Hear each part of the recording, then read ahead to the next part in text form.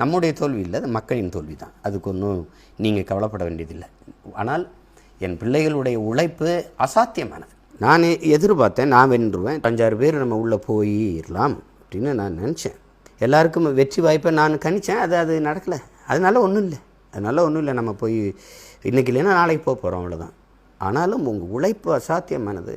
என் பிள்ளைகள், என் உடன் பிறந்தார்கள், என் உறவுகள் பெரும்பாடு பற்றீர்கள்ங்கிறதுல நான் ரொம்ப மகிழ்வோடு அதை பகிர்ந்துக்கிறேன்.